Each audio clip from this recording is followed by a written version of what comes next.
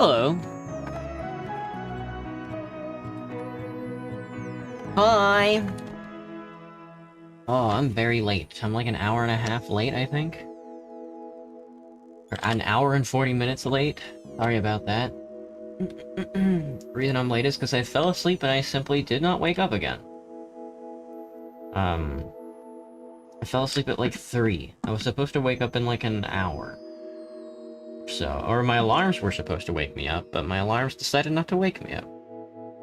Which is chill.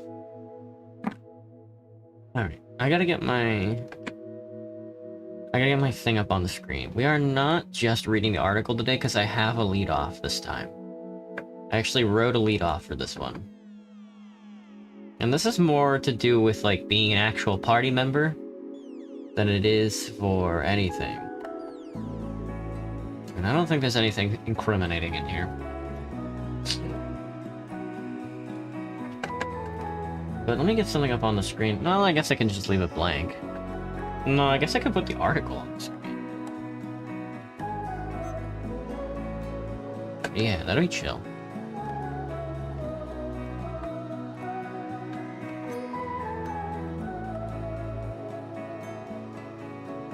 And there we go. So it is my fault for being super duper late. My badge. But today we're going over the role of Trotskyists in the 1934 Minneapolis Teamsters Strike. I hope everybody had a chance to read the article. It'll be in the Discord if you didn't. We're just gonna be talking about it a little today. I figured we'd talk about it for an hour. I think an hour is pretty good. Unless the discussion goes on, unless people have like a ton of questions or have like a ton of things to say about it, then we can extend it out. But if not, then it's totally whatever.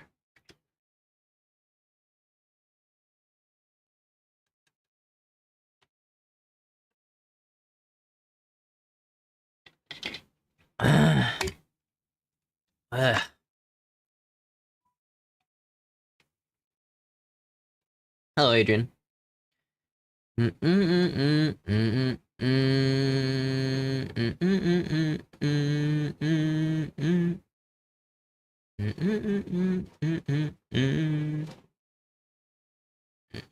Is there anything anybody wants to say before I get started reading this?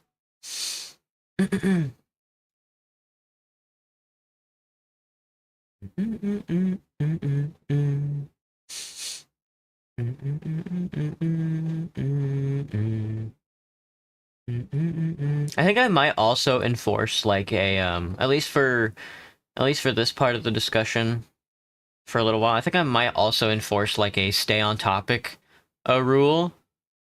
Because I do see some people talking about their own little YouTube channels. I don't know why you'd go into somebody else's YouTube channel and start talking about stuff like that, but it did kind of annoy me.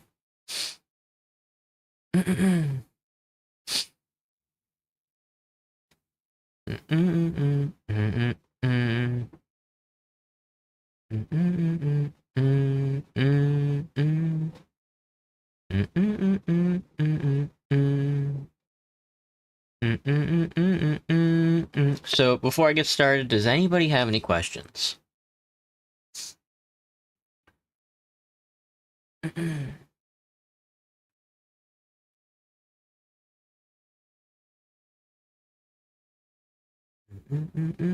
Hey Carson, what's up? What are we talking about right now? This is as it says on the screen.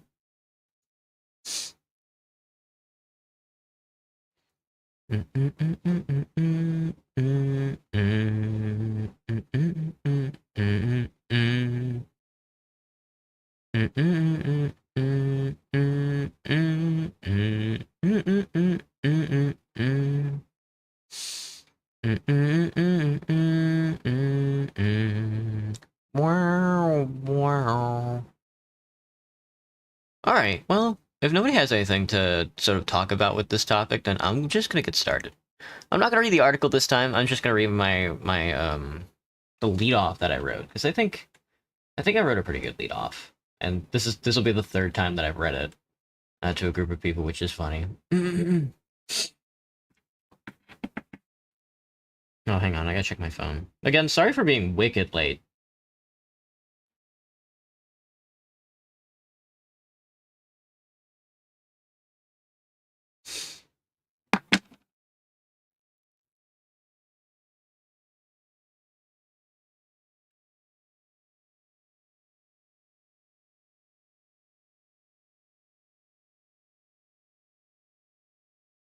Alright. I don't feel like putting on any music either. Oof. Oh, my body's doing that thing where if I take a nap for like long enough, it just sort of shuts off. The 1934 Minneapolis Teamsters Strike was one of the most pivotal acts of proletarian ingenuity and organizational capacity of the working class in American labor history. Lasting through one of the hottest summers in the city's history, with a high of 105 degrees Fahrenheit, the strike taught huge lessons on what the relationship between unions and communists could or should look like.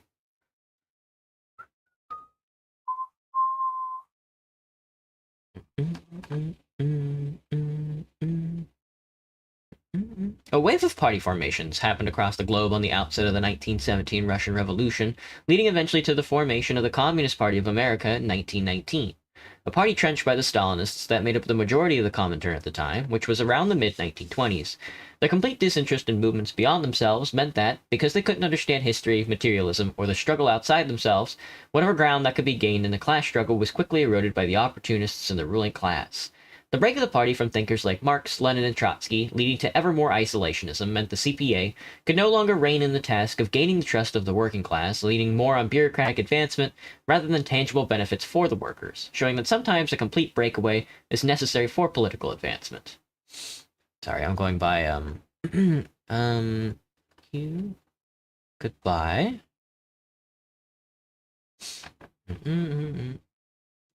Two resolved Trotskyists, James Cannon and Maurice Spector, after having read Trotsky's critique of the Comintern program, had been expelled from their parties because of their internationalist leanings, wrangled the young forces of American Trotskyism into what would be known as the Communist League of America in 1928.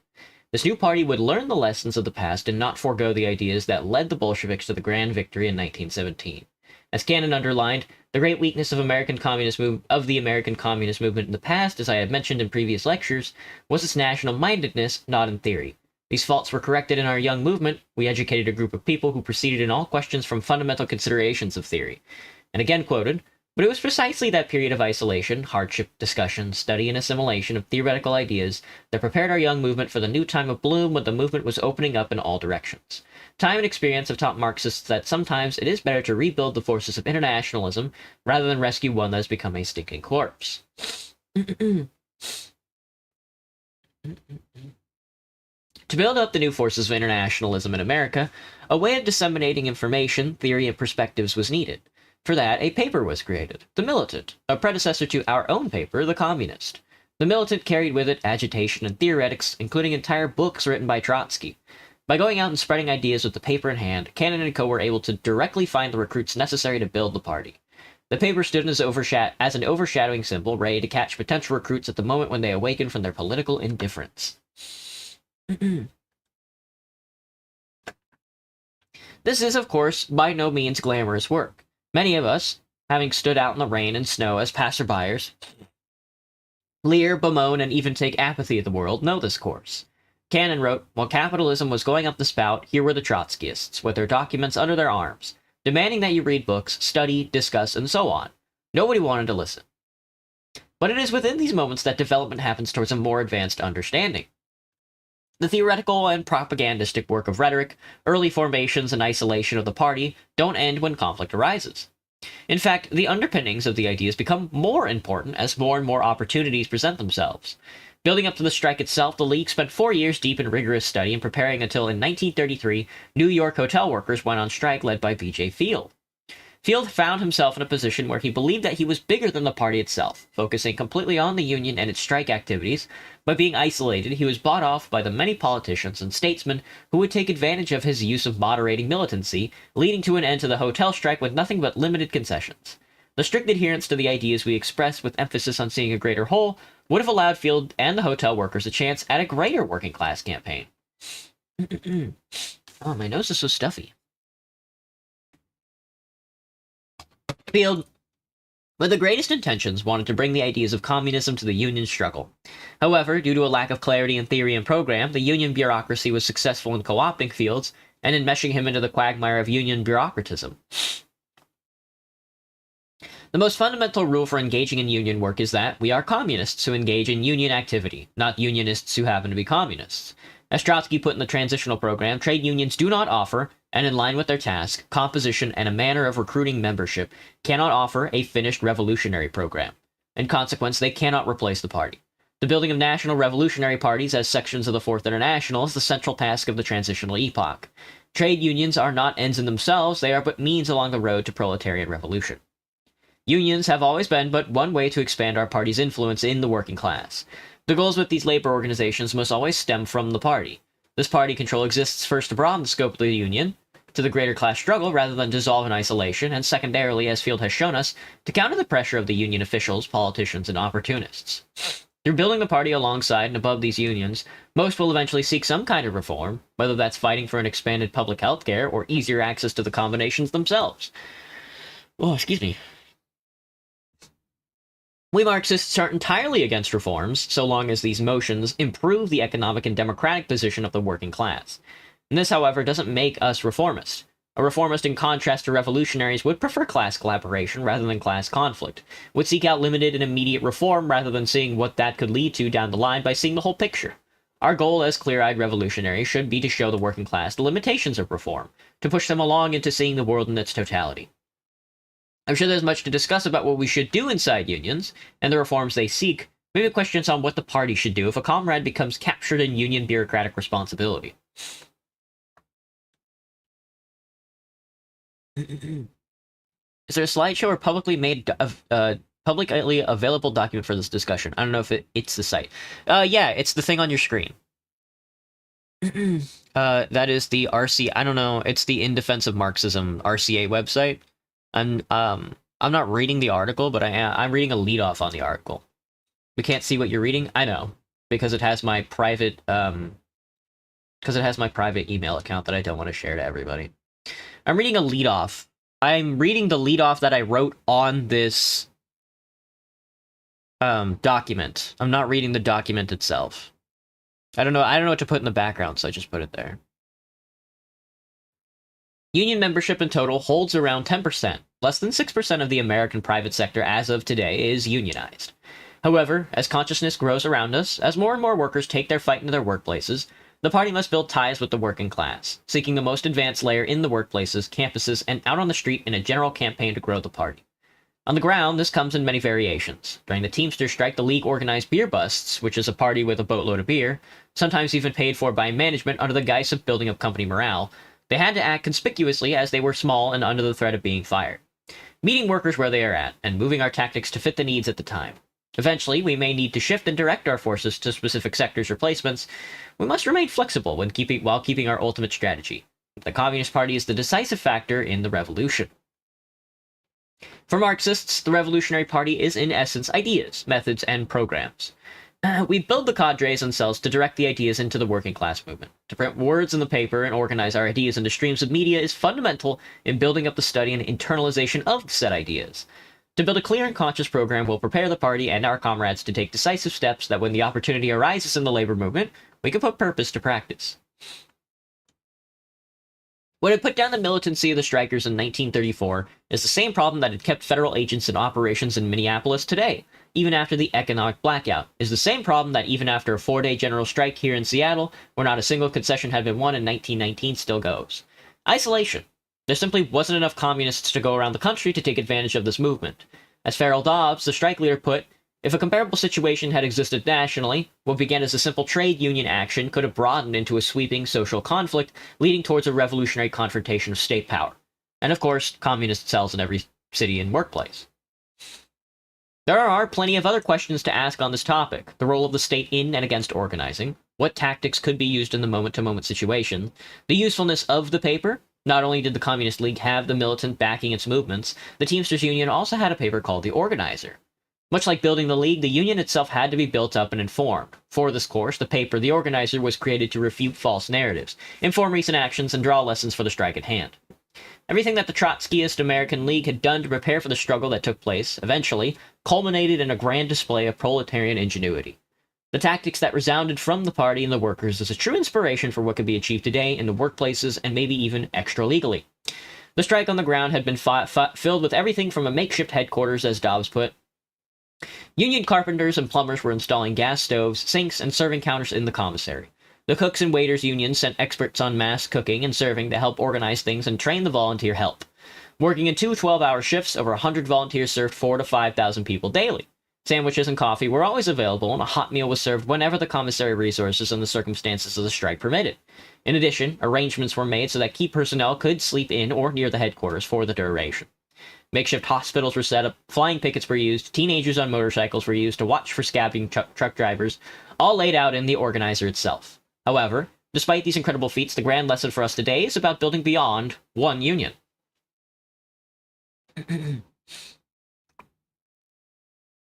I had been struggling with rationalizing the role communists play in direct action to the workplace struggle. As I had been partaking more in their milder effects of my own workplace, this is the first communist party I'd ever been a part of, this is the first workers' organization I'd ever been a part of, both of which are still in their growing phase.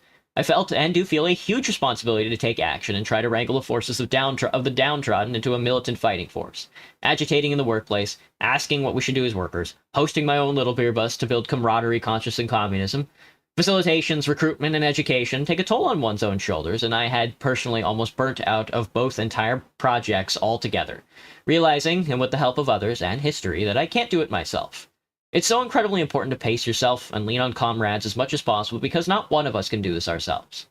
I think our party's relationship with the oncoming wave of class-conscious workers is of paramount importance, and throwing ourselves into rigorous study about these subjects can only help us attain our revolutionary credence, building up the trust of the working class to make inroads to a grand and final confrontation with capitalism. If 1934 was a grand shift in workers' consciousness, then I hope we are rid of this 105-degree capitalist nightmare by 2034. So yeah, that was my leadoff that I had written for this article at the time. I think the biggest thing to take away from this paper is why it's so important to build up a party in relationship to the class struggle, in relationship to, like, striking workers and stuff like that. Sorry, I had to get a drink of water. Wow. I forgot how long that fucking paper is. That way they can take advantage of, like, the situation that occurs on the ground, you know? That way they can push people into actually being part of that motion, you know? Any questions on like this paper or the RCA or just communism in general? I think there's also a segment that is like, I think I was asked a question yesterday from one of my contacts about, like, what is bureaucracy in general? And I don't really think I could answer that question, you know, right now, because I'm bad.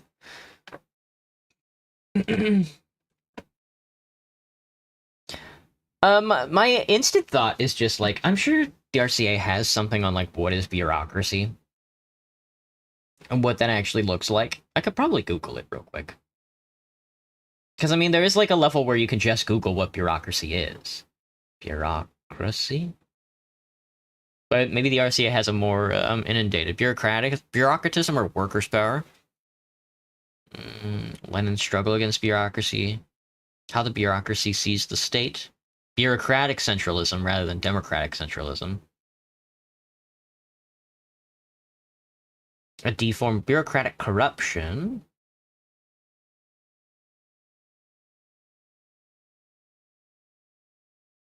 Let me see. Maybe I could just Google it. Maybe there's just like a good definition on Google. I guess a bureaucracy is a structured hierarchical system of administration. That's not really what we're trying to get at, though. Because I guess like a communist bureaucracy, a truly communist bureaucracy would just be workers' organizational power. You know? How did you find all this information from? I use the In Defense of Marxism website, which is the website for the political party, the Revolutionary Communists International, because I am a part of that political party. I'm just a card-carrying communist. And you can just read the articles and stuff like that. I wonder if there's a bureaucratic definition for, like, maybe Marx? Does Karl Marx use... Yeah. Oh, there we go. Bureaucracy is an alienated parasitic instrument of state power that serves the interest of the ruling class, like at the time. So that makes sense. The formal spirit of the state, characterized by hierarchy, secrecy, and the transformation of state goals into private, self-interested goals. Yeah. Okay. So I wonder, where does Marx talk about bureaucracy? Where does Marx talk about bureaucracy? Which book, rather? Critique of Hegel's Philosophy of Right? Parasitic alienated power serving the rule of class, notably in his early work, Critique of Hegel's Philosophy of Right, and 18th Brumaire! Of course he talks about it in 18th Brumaire. I wanted to pick up that book the other day. The Civil War in France. Okay, so these are actually very... Bureaucracy tends to persist in post-revolutionary societies as a form of bureaucratic collectivism, or a potentially new ruling class, yeah. So I don't think you can eliminate bureaucracy in its totality, because that's just what organizing people into a state apparatus looks like. I view bureaucracy as the functionality of legalities, as for just making up a definition, visualizing paperwork going through to obtain something. That was also sort of the definition I was working with, in a way. You know, basically just paper pushing. I don't think that's a very rigorous definition, though. You know, I'm sure Marx has like a better way of talking about it, but that is something that I definitely have to study. Especially coming away from the discussion last night that I had, I was like, oh, I guess I don't really have a good way of just defining bureaucracy.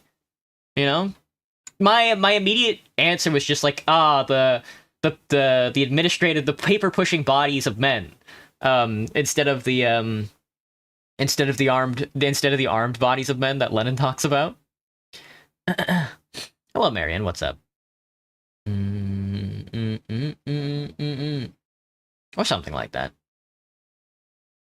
But that's sort of the general gist that I get at this.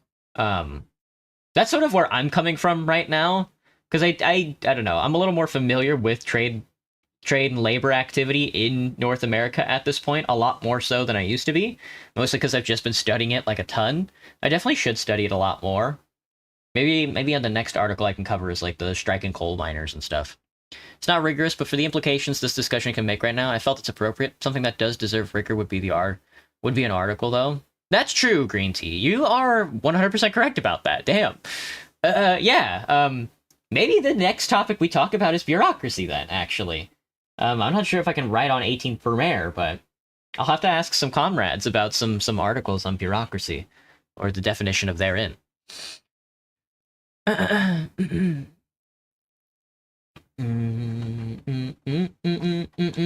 I would also like ask some questions of other people. Well, hang on, let me get a pen and pad, because I do want to write some stuff down. I would also like to ask a question if anybody has any more like American labor, like trade work history, because I'm also sort of going through a union struggle right now, and I wouldn't mind inspiring some of my coworkers with with more stuff to read for sure. Let me see.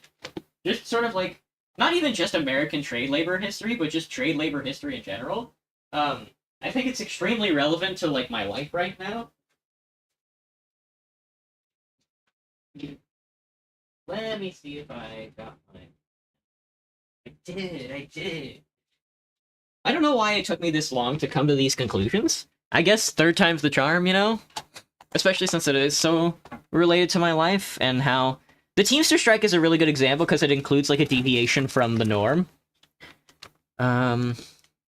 So last night what I got was that I should be doing one-on-ones with our union, with my union brethren.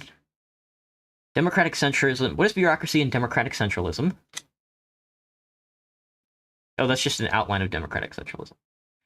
But the questions, okay, so the questions I have are, at least for topics to talk about in the upcoming meetings that I want to host, would be,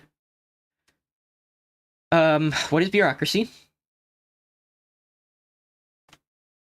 Bureaucracy, because I'm pretty sure, like, there is like a simple definition that you could definitely use for it, and I'm sure Marx does, but I'm sure like more and more people go into depth about it, you know?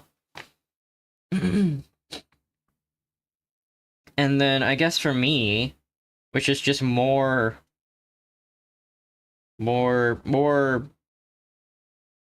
union history,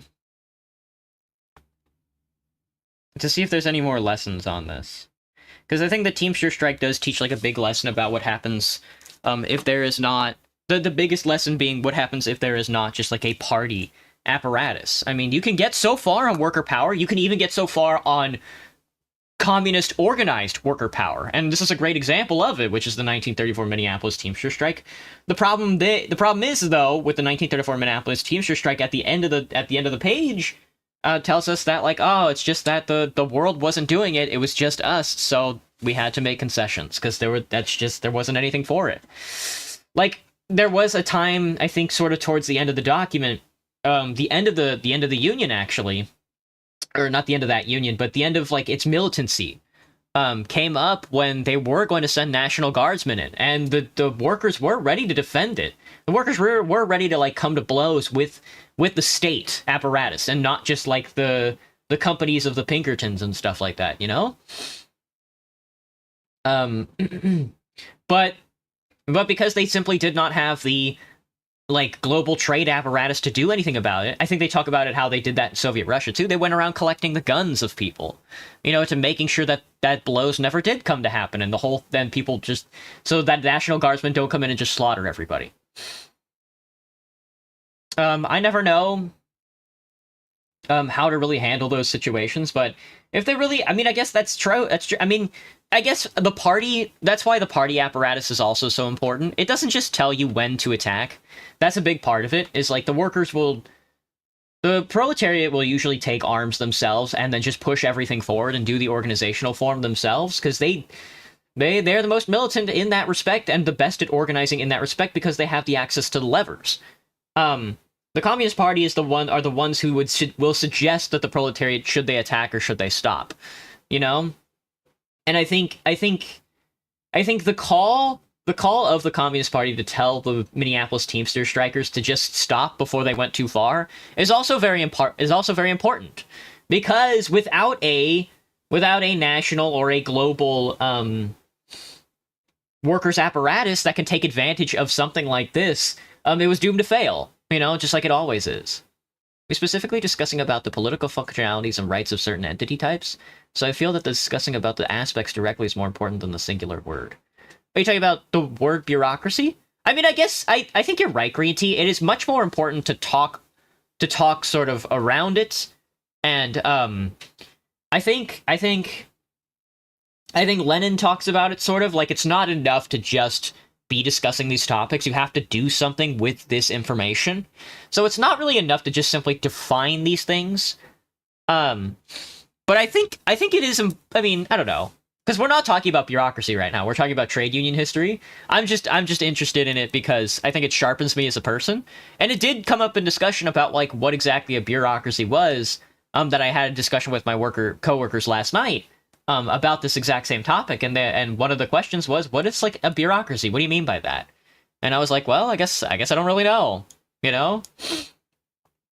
I think Marx's simple definition of a parasitic alienating power serving the ruling class, notably, or yeah, I think that's a fine enough, you know? The bureaucrat's hierarchy is one of knowledge, where the top entrusts the lower levels with insight into details, while the lower levels trust the top with insight into the universal. There's a definitional. I think discussing the direct definition of words is also very important. There is a reason why we use specific words. It does adjust the way we do things for the whole discussion overall, because that'd be narrowing down so much. It doesn't seem like we're talking about the larger topic that pulls in other areas. That is true. But I also do think it is important to discuss extreme definitional terms like that. Because there is a concrete term and like a materialist aspect that comes with like actually having the word defined.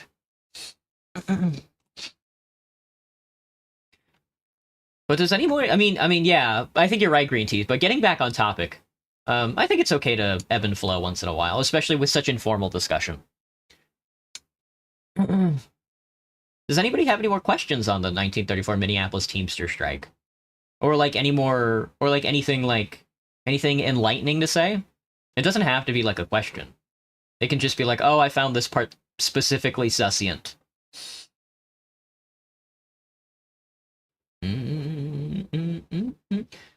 Let me think, because there is like a... I think I mean, I've read over this document like 3 times now, and I feel like every time I read it, I learn something different, but my brain was so cooked the last time I read this document that I could not absorb any of the information. I just did the best that I could.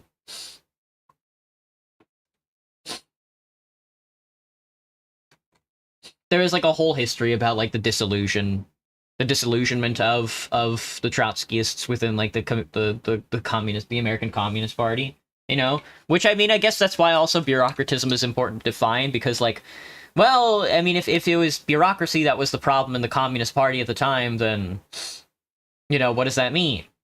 You know, how do you define that in a way where you can recognize and then be like, oh, this is too much, we should go create our own Communist Party, you know?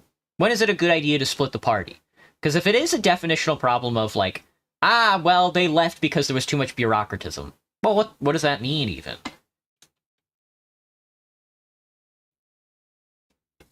Oh, God. I've been doing a lot of talking over the past 2 days.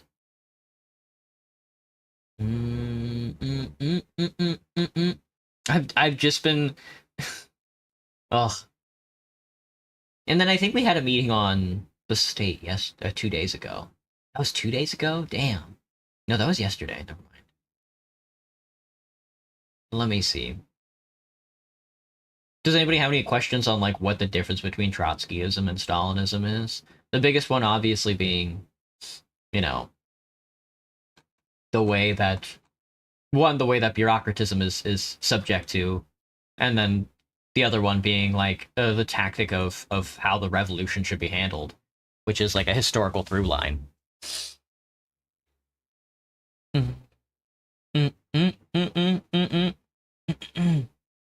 But if not, we can end the discussion a little early. It's been 30 minutes. I think that's pretty good for us.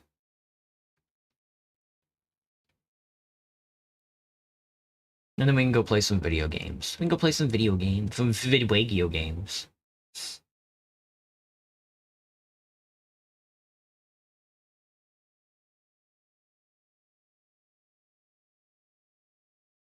Some video games? Gotcha. I just think it's important to talk about this stuff once in a while. I think I've exhausted the subject. I don't think I could possibly exhaust the subject. But doing it on stream is always interesting because nobody cares. Which I guess is important to discuss these topics, and maybe I'll do it every stream then. Maybe I'll just start off the stream doing this. Separates the wheat from the chaff. Plus, these things are important to learn.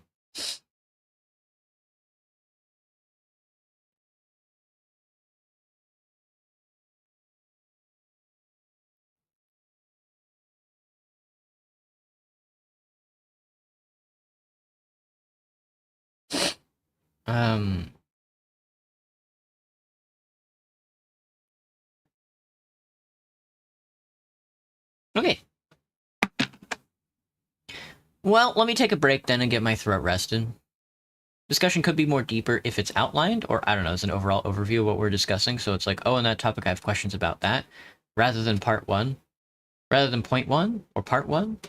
Yeah, that's what the leadoff was for, I think. That's also what reading and writing down questions is also for. The point of doing a leadoff rather than outlining points that we could talk about in the discussion is so people can learn and be critical. Being dependent on the flow of just purely talking.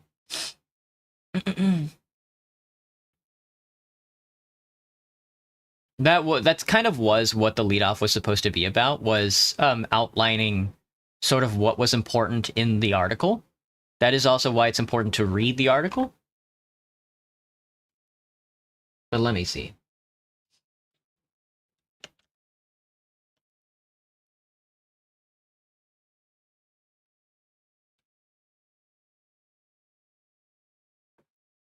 I could jump into Divinity. I don't want to play TF2. We played TF2 for the past 2 days.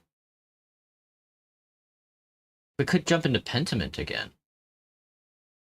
That seems like a stream thing, though. No, let's play some Pentiment.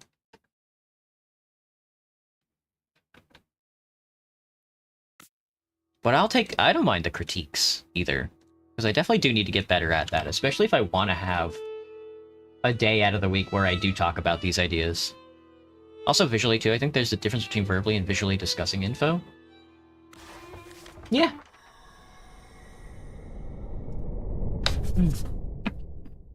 But I'm also not here to teach you... I mean, well, no, that's a bad way to put that. I am here to teach you, I guess. But it's mostly through questions. Like, I guess I'm not here to put on a show. You know, when it comes to that discussion.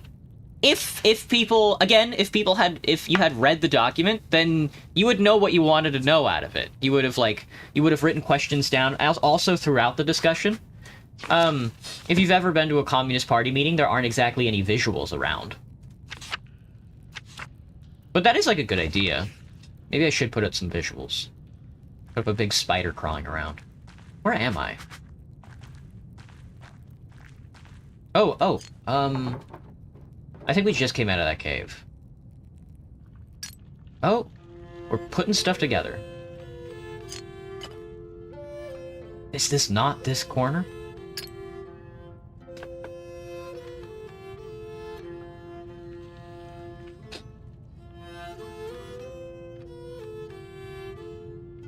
What am I looking at? Is this here? Nope. That's not right. I can't remove it once it's put down. That's tragic. Tragic. Maybe it's this. There we go. Sweet. There's a leg.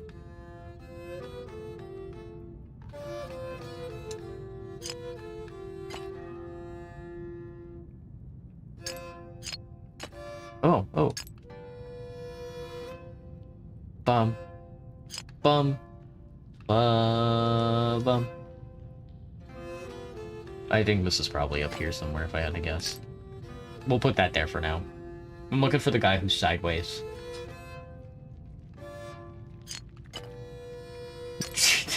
This guy, man. He certainly didn't have a knife. That's good.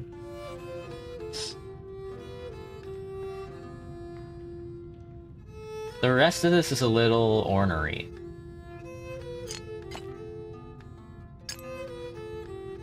I don't think that goes like that. That goes like that. No. Oh, this goes like this. There we go.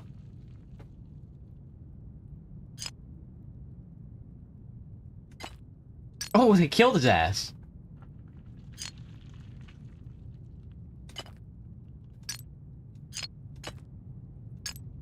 Okay.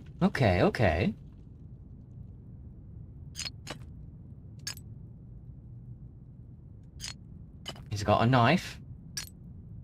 That much is clear, that much is certain.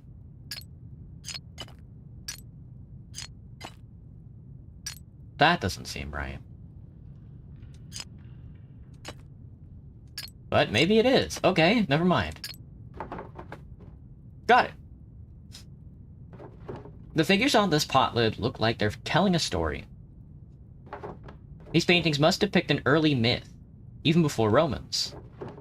Let's see, this must be Perkta, and those must be for spirits, part of the wild hunt.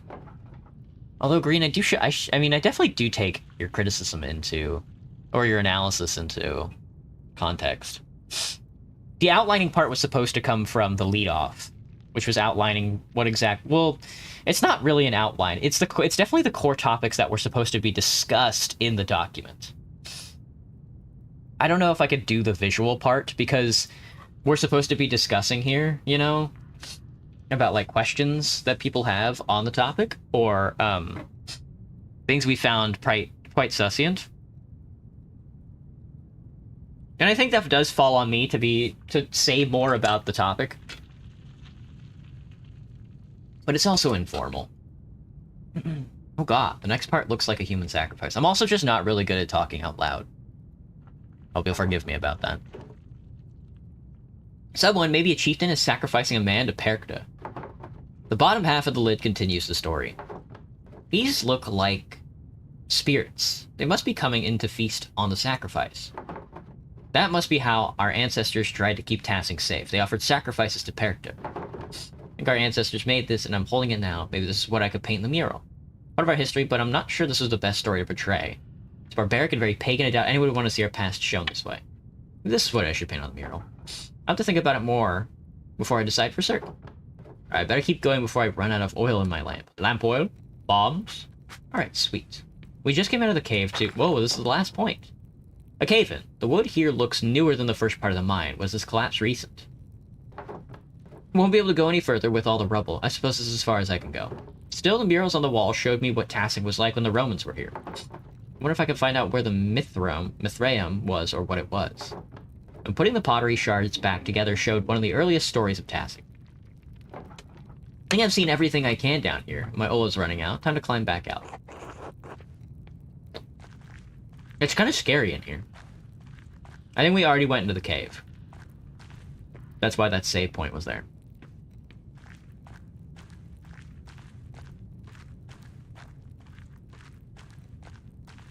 Looks scary. You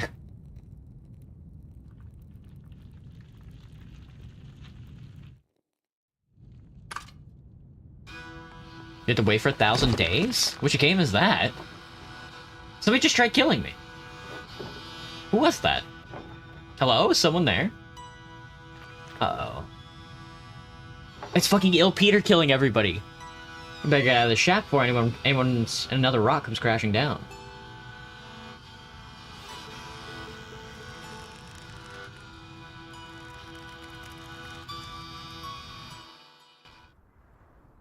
Damn. Alright, let's go read Historia Tassiae.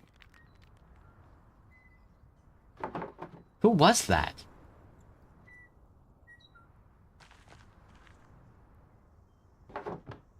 Even Apollo and Artemis would have helped me out there. Well, now I have more information. I can make some decisions on the first section of the mural. I should get back to the Wrath House and get to work. Oh no, I want to read the... No, I want to read the book! Call it The Longing, with some dude waiting in some cave for 400 days. That's a game?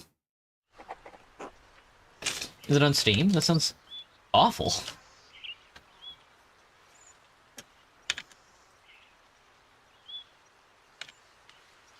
Oh my god, I see it. You're just a dude in the cave. It's your task to wait for the awakening of your king for 400 days. You know what this looks like? This looks like a Felix Kohlberg animation. This seems cool as fuck, though. Do you just walk around until the door opens? You don't have to do anything, do you?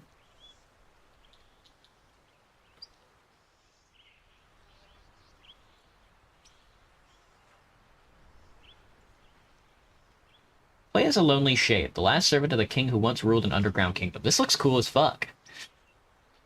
Falls asleep for 400 days to regain his mind. It's your duty to stay in the Earthen Palace until he awakens. As soon as you start, the game inevitably counts down for the 400 days, even when you stop playing and exit the game. Whoa. It's now up to you, like 400 real in-game days? To decide what to do with your solitary existence beneath the soil. Don't stress yourself, you have plenty of time. Start the game and simply come back after 400 days to see how it ends? You actually don't have to play the game at all, but the shade will be even more lonely without you. Explore the caves and collect items. Oh, ooh, my book fell. Collect items for your comfortable underground living room. Oh, that's funny. Read tons of literature from Nietzsche and Moby Dick right in the game. Ah, there you go.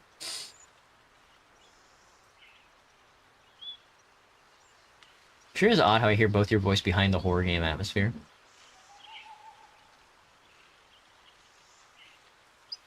Ignore the king's commands and advance to the outer regions of the cave. It will be a long and dangerous journey into the darkness.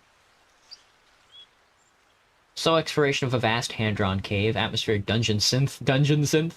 Time-based puzzles, no. Time-based puzzles is crazy. The game keeps counting down even if you quit the game or shut down your computer. And then they also made a game called Lucky Tower. The Tie? This is cool. I've never seen these games before. They came out and Lucky Tower came out last year. The Longing came out in 2020? How have I never heard of this? It's cool it sounds cool as fuck. Found a certain rock and it was so exciting. Oh, Nugget. Alright, let's keep going. Time has indeed passed, which means there are things to do. You. Yes? I'm Hollerbrand, the Lord's gamekeeper. Why are you grazing pigs in the woods? I'm not. That's not my pig. I'm the printer's daughter, Magdalene Drucker. Do I look like I raise pigs? You look like a little girl who's gonna be in a lot of trouble if she doesn't answer my question. That's not my pig. I think he kicked the rock off. That's not my pig. I've been walking around this forest for hours. Other than the charcoal burner and the tinker, you're the only person I've seen. If the pig doesn't belong to you, what are you doing here? I was in the salt mine. Does everyone have to justify being in the woods? If I think you're stealing the Lord's wood or illegally grazing your pigs, yes. Alright, let me ask a different question. Whose pig is this? I don't know. The pig was in the woods when I came here. Ah, a mysterious lost pig.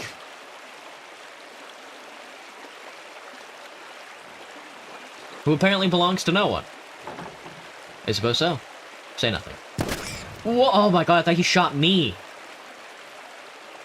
If I find any more pigs in these woods, I'll kill them on the spot. And those who brought them here. Do you understand? Yeah, good. Remind your neighbors what happens when you break the Lord's law. I knew the Lord's men patrolled these woods, but I've never seen one before. I didn't realize they were so strict. I suppose I should consider myself lucky. Anyway, time to get out of these woods and back to the work of the Wrath House. They're just so trigger-happy. What the fuck? He just shot that pig. That's fucked up. The Hailer must work in some sort of farm. Really is deeper than the Holler. Go away, Magdalene. They hate me. They hate me because I'm right. They hate me because I snitched on them. Omega lol. Hello, Apollo. I can't believe you would ruin our plan and tell Father Thomas, Magdalene. It was gonna be hilarious, but you ruined it. I didn't tell him. Risks the town's salvation. I'm sick of your pranks, Apollo. It's about time you dealt with the consequences. You're such a child. Why can't you grow up and do something useful with your life? What the hell, Magdalene?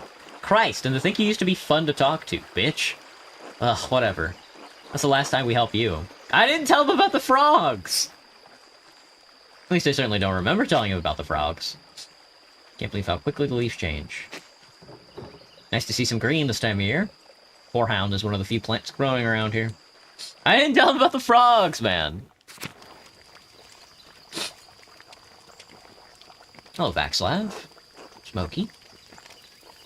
Magdalene, still wandering around in the forest. I'd get back to town quickly if I were you.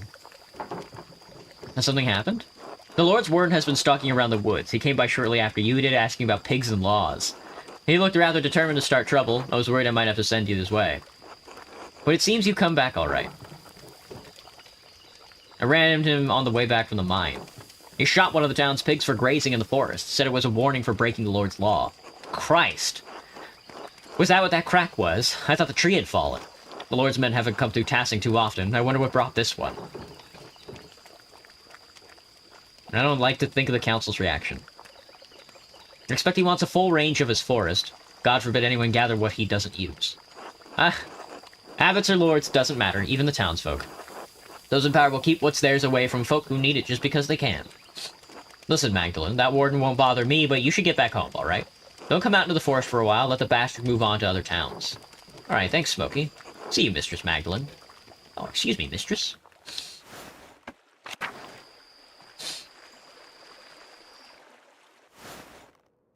Me when playing inconvenient pranks is inconvenient. I didn't tell him. I didn't tell on him, man. I'm not the one who told him on the frogs. I might have. I don't know, in like a previous segment, but I couldn't have known about the frogs before they told me about the frogs. Whatever, they hate me now. They hate me now because I told on them about their little fun frog project. Oh, wah. I don't think they'll let me to the Abbey anymore. Run down, dude. How's the hand doing? The hand is doing okay. Good to see. Good to see they ripped that guy's hand off. Hello, Martha. Still thinking about joining the Abbey? Still thinking about joining the Covenant. The Convent. The Convent. Hello, Franziska. Fine, you don't have anything to say to me. Oh, wait. That guy shot that pig, though. And his prank is shit then if they get discovered. It is very funny. They were like, oh, we're planning on dumping a bunch of frogs in the Abbey. Why are you telling me all that? I don't know. You did it to yourself, brother. It ain't got nothing to do with me. I would have been chill if you dumped a bunch of frogs in the Abbey. Like a sign from God. It's a plague.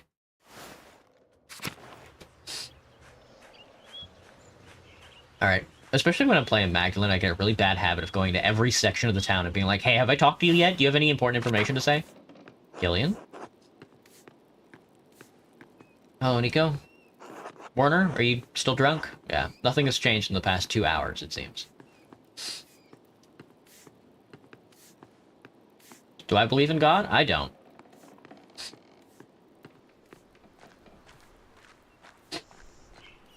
I don't, both as a physical, a spiritual, and a social form. The Father, the Son, and the Holy Spirit, if you will. Andreas? Back from the dead? Paul? God, dude, imagine coming to Tassing and dying in a library fire. Embarrassing. Couldn't be me. I simply wouldn't do that.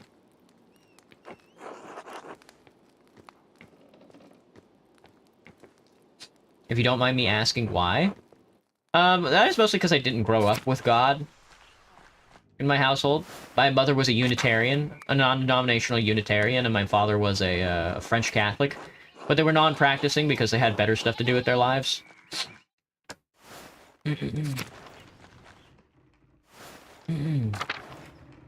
Spiritually speaking, I think God is dead in the most Nietzschean way possible. God is like a spiritual form, cannot be constituted in like an enlightened era. God as a physical form cannot be constituted because of the material existence of, you know, the Enlightenment, again. And then, I guess as a social form, it doesn't really make any sense because nobody uses God as a social metric anymore. Mary, Mother of Jesus, her painting has been here as long as I can remember. Especially after the Protestant Reformation. If you drive around America for longer than an hour at a time, you'll find that all the priest houses are in old McDonald's, you know? Either that, or you head to the south, and there's just mega churches. There is no real formulation of a social modicum that isn't just capital capture. So there just can't be a God anymore. Especially with the Reformation. Protestantism's whole deal was to eliminate... The Reformation's whole deal was to eliminate the connection between God, the church, and you, and instead you could talk directly to God. The reason why that's not a thing that you can do is because of the social paradigm. So it's just not... I don't know. Maybe in some world somewhere here on this planet there is a real fundamental godly social milieu. But for most of the planet, it's just not a thing.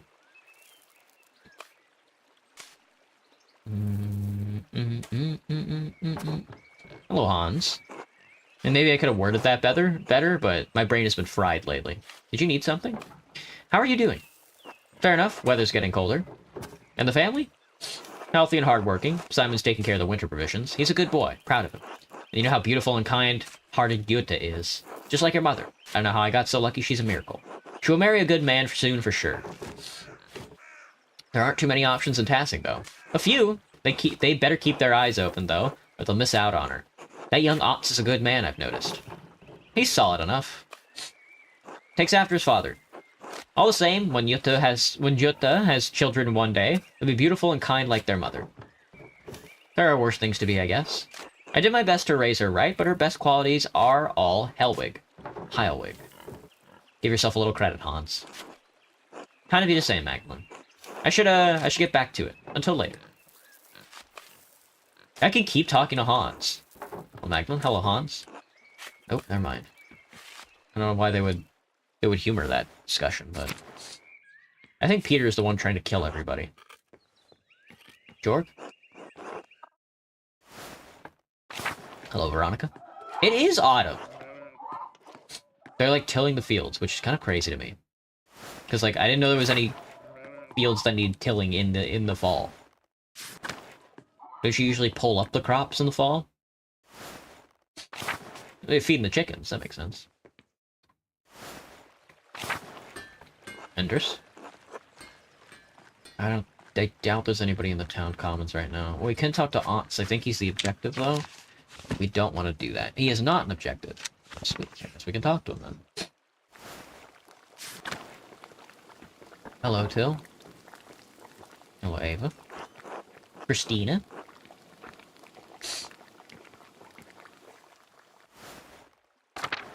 Hello, Ots. First time we talked in a while. Hey, Mags. Got your way with the mural, huh? Didn't expect you to convince the council like that. Excuse me.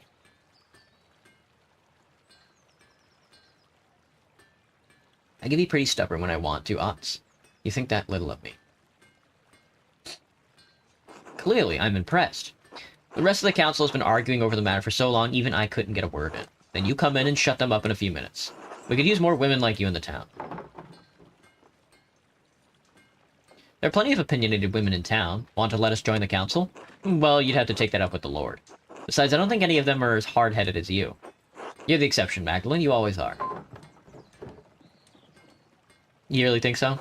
Well, yeah. I wouldn't tell you that otherwise. You're an admirable woman. Anyway, standing up to the council like that was great. I know I'm on the council, but sometimes it doesn't seem like I have any influence. Otts actually seems insecure about his place on the council. He may be an ass sometimes, but I don't like to see him so upset. He's always poking fun at me, too. I remind him he's not all that important. No, we should build his confidence.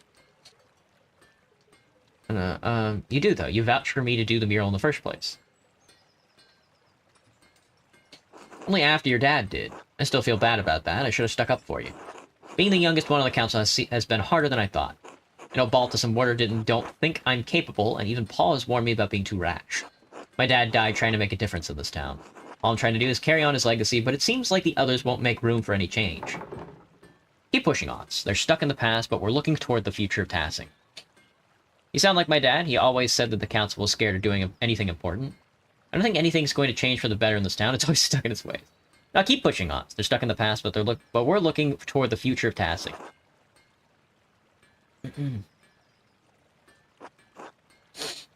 Magdalene. It'll take time, but maybe they'll listen to me eventually.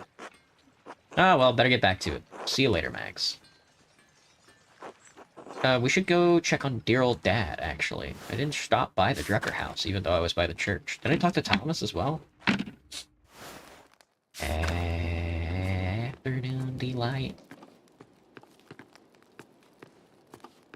Oh, hello, Clara. Thank you for stopping by. Magdalene, dear. Hello, Clara. Thank you again for helping me look after the house. I can't tell you how much more time this gives me to work on the mural. Oh, it's no trouble. You have your hands full as is. I know Dad really enjoys the company while I'm working, too. Ah, yes, he sleeps most of the day, but he's been in good spirits whenever I drop in on him. You two keep a clean house, too. Well, aside from the workshop, but I can't blame you for that.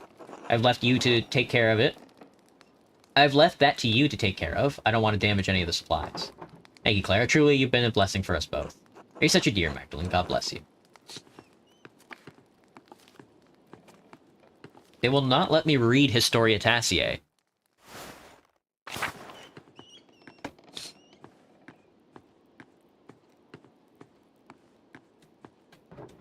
Oh, Magdalene. He's dying. He's dying. He got up out of bed to go drop a rock on my head. What a bastard.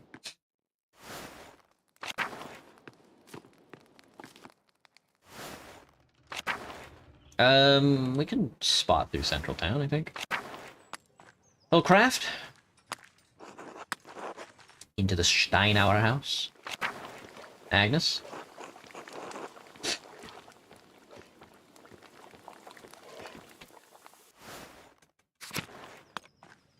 The North Town is where we need to be, but we don't want to go there yet. Hello, Gret. I wonder if Ulrich dies. No, because Ulrich gets shot. That's right.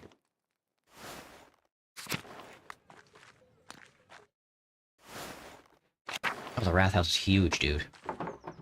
The biggest building in Tassing. Balta's clock took ages to build in place.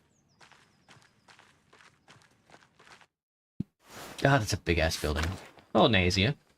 Ciao, Magdalene. What's going on here? What a mess. I don't know how Baltus can get anything done with all this in the way. Baltasar. Sounds like a vampire. He is a vampire. I hope I didn't need the scriptorum to read Historia Tassiae.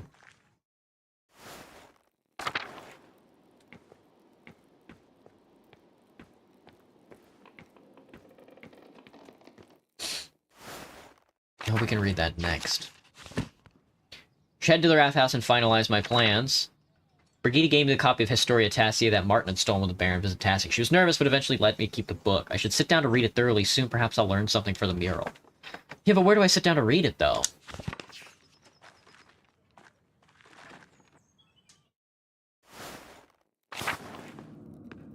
Oh, this? Work on the mural? I don't want to... Well, I guess this is it then.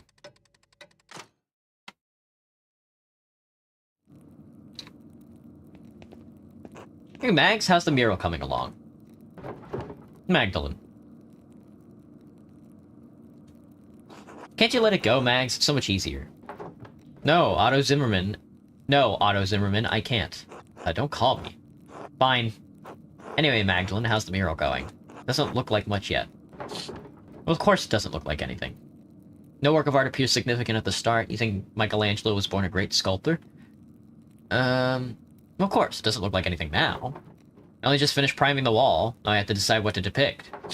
It's hard to piece together the history of Tassing when it happened so long ago. Since the Abbey Library burned, I can only rely on stories from people around Tassing. Even what I could find out about the Romans and pagans was obscure. I had to go into the old salt mine to find anything. At least now I know what to paint for the first part of the mural. What is it? Used the pottery and tools the farmers have found to show how we lived before the Romans. Smokey told me a story about the god of Mars as a wolf, the nymph Tassia, and how the spring was blessed. Il Peter remembered a legend about a chieftain, Rhaetus, who healed a wolf that led him to our spring. I'll recreate an image I found in the mine. Showed how our ancestors made human sacrifices to appease Perkta and the spirits. Yeah, I kind of want it to be rough. Human sacrifice? Don't you think that's a bit much? I don't know how the rest of the town will take it, especially Father Thomas. So what made you choose the story anyway? We should hide our pagan past, is what our people did. I think the pottery I found is a better source than stories that have been passed down by mouth. Make for most beautiful artwork. Make for the most beautiful artwork. Maybe so, but I think it will shock some people, especially Father Thomas. Thanks for explaining it. Of course, I want you all to understand why I'm making these choices. Well, now that I figure out this portion of the mural out, I better start thinking about the next session. I'll leave you to it. Magdalene. Good night, Odds. Good night, Magdalene.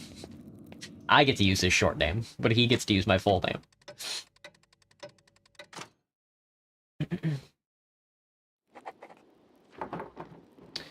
Now that I decided how to depict Tassing's earliest history, I should decide how to paint Kurosawa's history. Mother Illuminata's letter mentioned that a Matthew Fausinji Saux used to be a brother in Kurosawa. Damn! She said he knew a great deal about the Abbey's history. I should write to him and ask him about what he remembers. When I have Esther's letter to answer to, I should write them both now before bed. Before I write, I should give that old book Brigida gave me. Maybe I'll learn something pertinent for the murals. Yes! Yes! Alright, where to begin? Write the old book. It was the Baron's before Martin stole it. I can't make out much of it. The Latin is much harder than I'm used to. The book isn't in great shape either, since it's been sitting in a farmer's house for too long. Let's see. Ah, here's a section about the various dedications erected in the town. That might be easier to read. Ergo simulacrum eneg Mars. This one seems like a dedication to Mars to bless a field. Say that Diana Loco.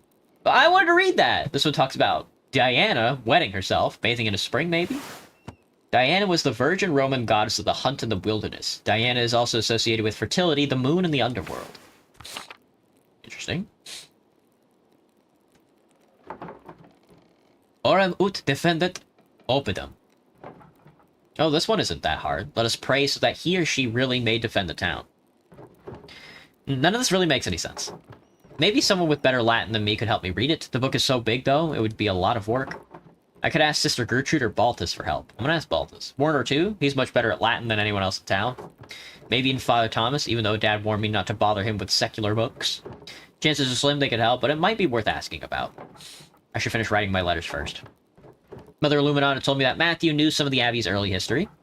He's the Archdeacon of Sion now. I should write to him before the snows come. I'll write to Esther, too.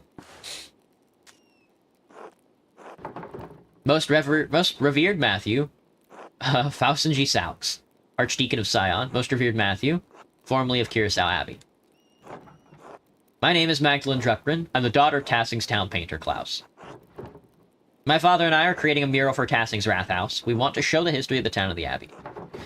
Mother Illuminata told me that you might be the best person to talk to about Curaçao's early history. I heard that you were the sacristan at Curaçao and knew a great deal about the Abbey's early history. Curaçao's early history is what I want, not the Abbey's. I understand you're a busy man, but we would be most appreciative of any information you could give us. If you know any other places where we might learn about the Abbey's history, we would appreciate it. Thank you for your help and consideration. Small comfort, but there are many in Tassing who regret what happened during the revolt. Sister Gertrude is still here, with the poor Clares, and she speaks fondly of the old Abbey. Thank you for your help. Magdalene.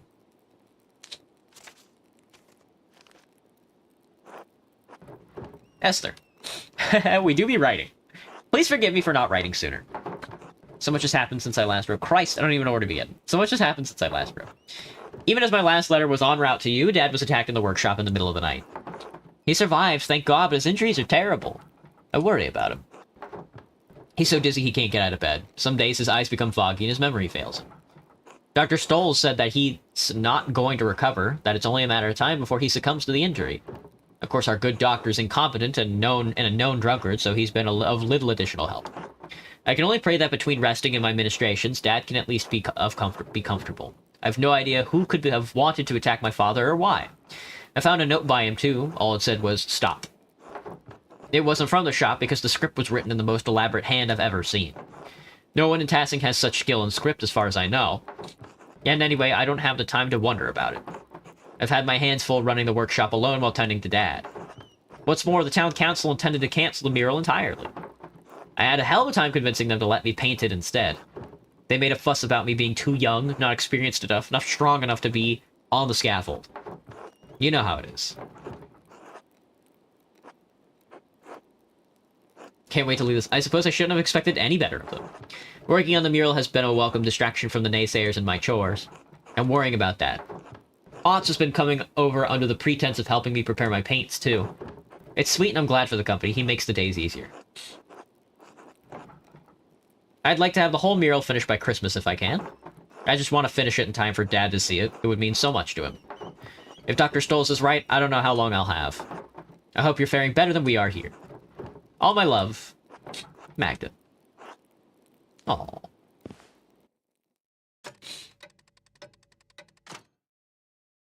Not the middle of the fucking night again, dude.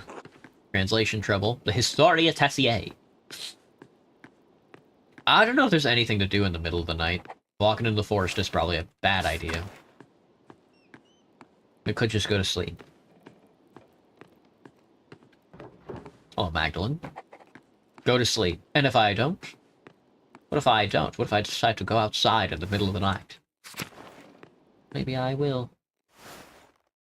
I can't imagine much is happening. Especially in town. I hope they don't let me just walk into every building possible. Please, God, don't let me do that. Can go into the Rathouse. Everybody should be closed up, though. Think a little on it more. We didn't even paint it. I painted the sacrifices, because I thought it'd be funny. You know.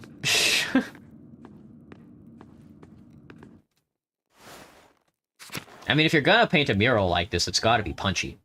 It can't just be like, oh, I found some pottery on the ground. You know, isn't that crazy? Like, no shot.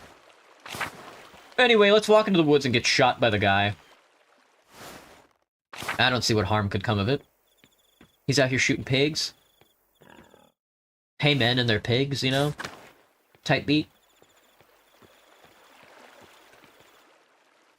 Though it does make it easier when all the doors are locked up. I don't think Vyacheslav's house is gonna be open. I'll take that risk. I'll take that risk. We can go into the library. I just came from the Drucker house, because that's me. What is Thomas doing?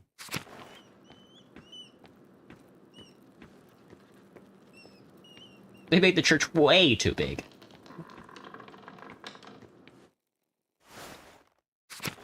Thomas? What brings you out tonight? Hello, Father Thomas, can you spare a moment? Yes, of course, Magdalene. What is it?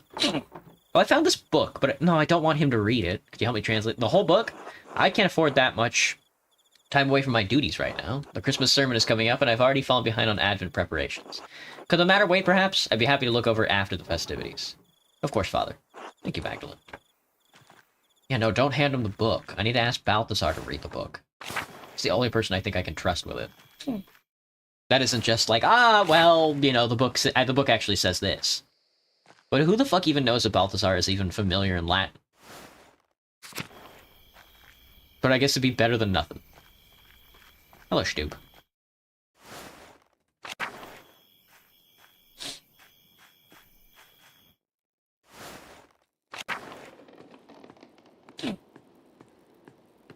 Oh, Nico?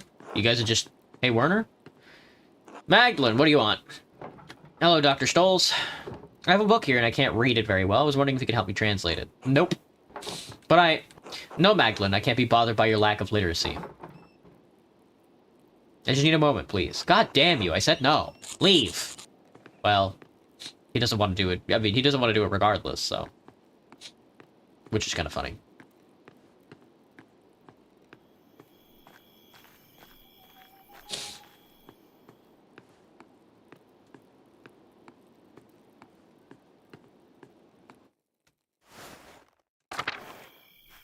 Alright, here we go. We can't go down into the, we gotta go to the forest, but I'll check the abbey. Maybe one of the sisters can actually help me read it, even though I don't want them to. Again, I would rather just get Balthazar to read it. Nobody in here. Why would there be?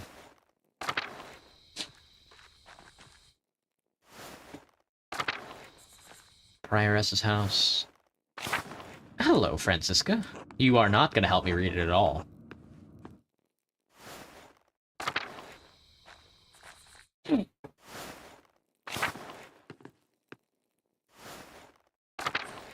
Go, go, go, go, go. Pet son of Mousefanger is always really funny. The son of Mousefanger. He was fucking, dude. Well, I don't think I can get the achievement to pet all the pets anyway, because the church got shut down. But I think that was fated, if I had to guess. You guys still hanging out in the fucking woods? Screw off. It's the middle of the night. Go home. Say, even Smokey's gone to sleep. You spend all night out here collecting frogs, huh? None of my business. Whatever. Go collect a bunch of fucking frogs, then. Go piss yourself into a frog. That pig is still dead and not been eaten yet. Impressive, to be honest. They're gonna let me... Okay, I was gonna say, do not let me go back into the mine shaft. There's nothing in there.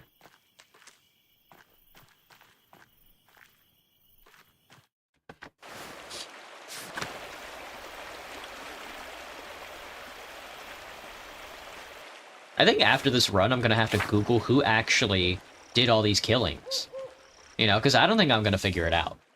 It's just not gonna happen.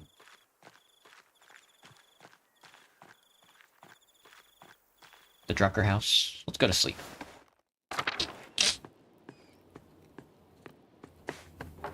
It's late. I should get some rest soon. Kinda sheep.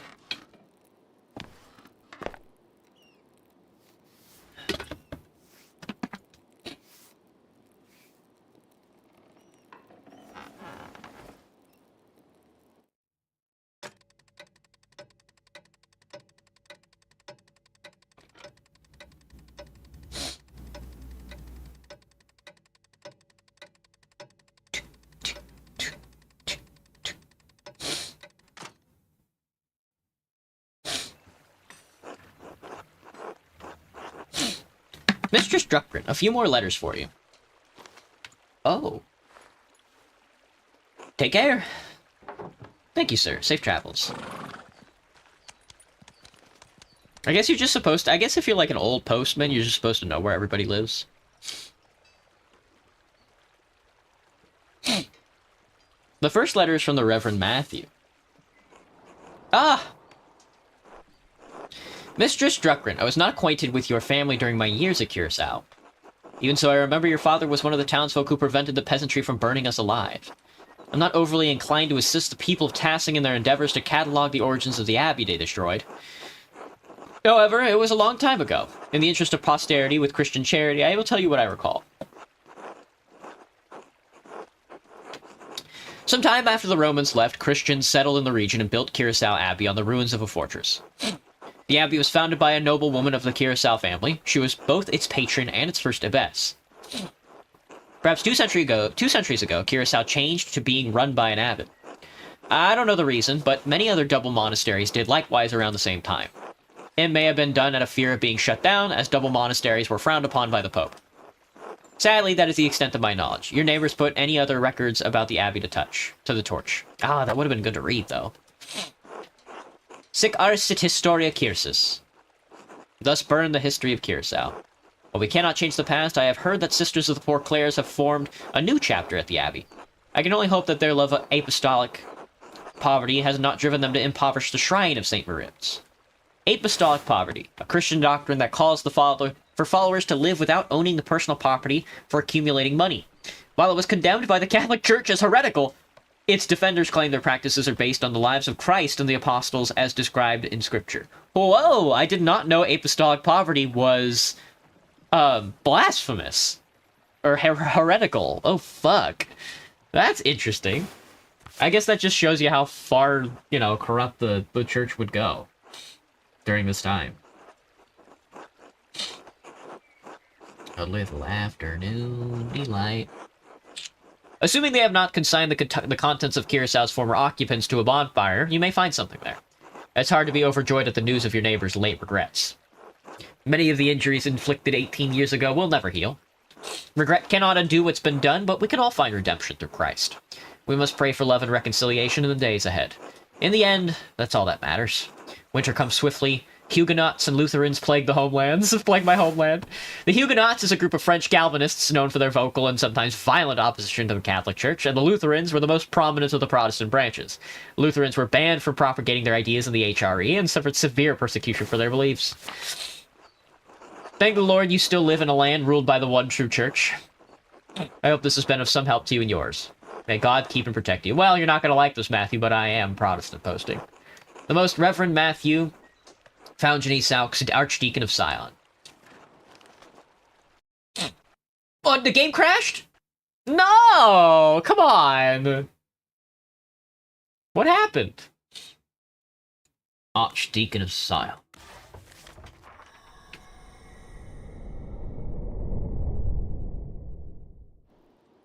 Fuck, I guess I gotta go to sleep. Wake up and do it all over again. Speed through it. Go to sleep. Go to sleep. Go to sleep, little baby. Do-do-do. Do-do-do. Do-do-do-do-do-do. Goo-goo gay time for you.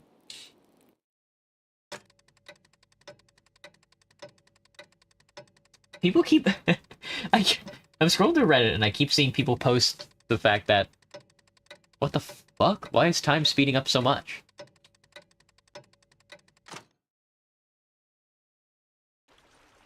Oh! I guess that's what happened last time. I was not paying attention.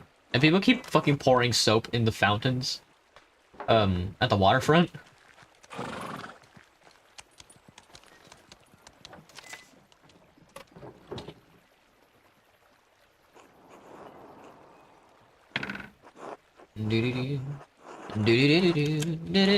Speed through this. Thank you, Matthew. Good thing we only read one of your letters.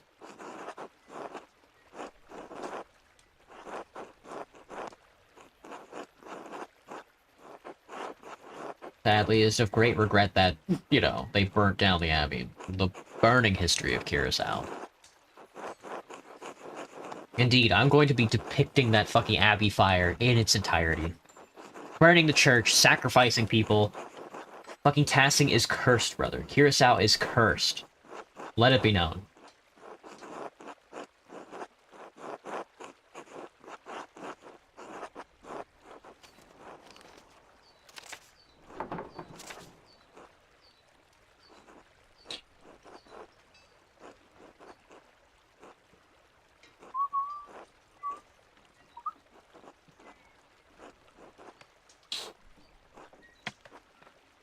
Alright, sweet. Oh, Magdalene. I'm terribly sorry to hear about your father. My parents send their deepest condolences. If we can provide you anything from Prague, you only need to send word. I know we are further away than is easy to travel, but I will see that what we can do. Do what Hashem allows. Literally the name in Hebrew. This is a way to refer to God indirectly in informal conversation or writing. I didn't know that. Father says that he remembers no one who would want to harm your father. Yet the night I was born, he remembers great strife in town. Perhaps there is old blood over depicting the night of the revolt. That is all he could suggest. We pray for you and your father every day in our offerings. Well, I'm doing Curacau's history. Not so much the Abbey fire yet.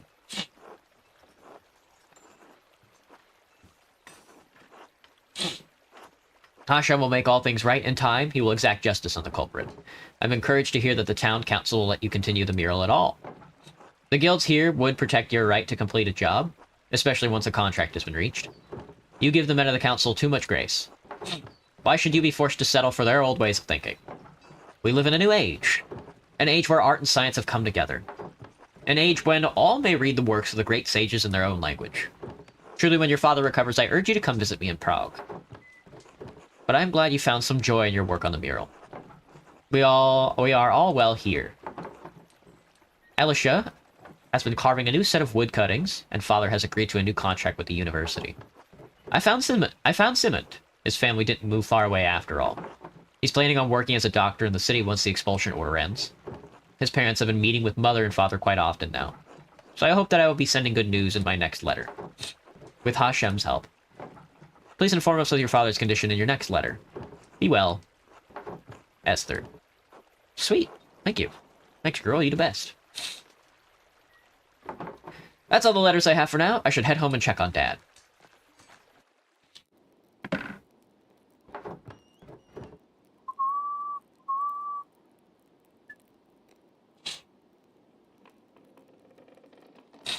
Warner was supposed to come check on Dad today. I wonder where he is. Maybe I should try to find him later. Good morning, Magdalene. Good morning, Dad. Feeling any better? Your fever broke at dawn this morning. A little stronger, all things in time. Do you want anything to eat before I leave for the next day? For the day, I'm working on the next section of the mural today. Not so hungry right now, I'll be alright. Your letter from the Archdeacon, yes? That's right. What did you learn from him? Sad over what happened during the revolt, hesitant to tell me anything. Didn't have much to say, he was still upset about the Abbey's destruction. Pretty sure he still hates everyone in Tasting. Didn't have much to say. He did say the Abbey was founded by a noblewoman after the Romans left. Everything else burned on the fire. How unfortunate. I know the brothers kept careful records at the monastery, so much lost in one night. The Archdeacon did suggest the Poor Clares might have held on to some of the records from the convent. I should be able to learn more about Tassing's Christianity history there. An excellent place to start, Magdalene. Sister Gertrude doesn't come out of the convent much, but I think it's worth asking her. Maybe Father Thomas knows something too. I should talk to him. If I recall correctly, the miller's wife has a long family history in Tassing. She may know something of the local history that the others have forgotten. Elsa? I thought she moved here when she married. She doesn't have any relatives in town. Not anymore. Age, illness, and marriage took the rest of her family. But the Cavizels used to live all up and down this valley. Go talk to her, I will. Thanks, Dad. Maybe something remained in the Abbey's ruins. I should definitely see what's left. Magdalene, you be careful. Those ruins are dangerous. Won't go far into them, Dad, just to take a look. Can't be that dangerous. The ruins have been sitting there for almost 20 years. Just to take a look. Alright, wear a scarf, too. It's getting cold out now. I can feel it in my old bones. Don't worry, Dad. I'll see you tonight, alright? Alright, good luck. Tick-tock.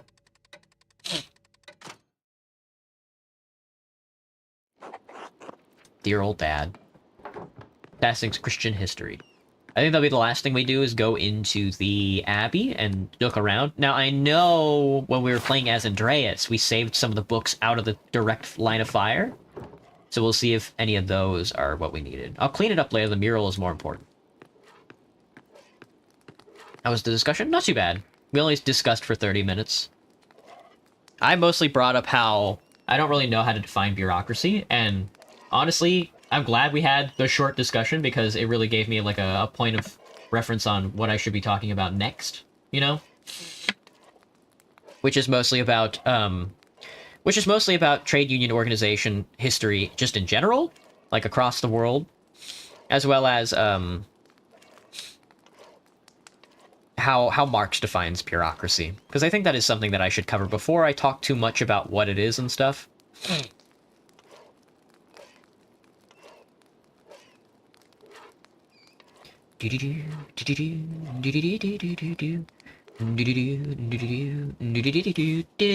Claire. The meeting? Yesterday night? Not too bad.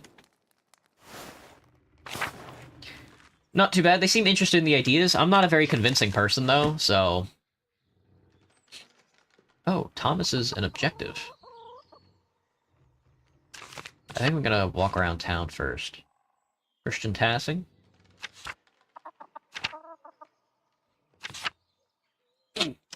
Let's get the Historia Tassier over to...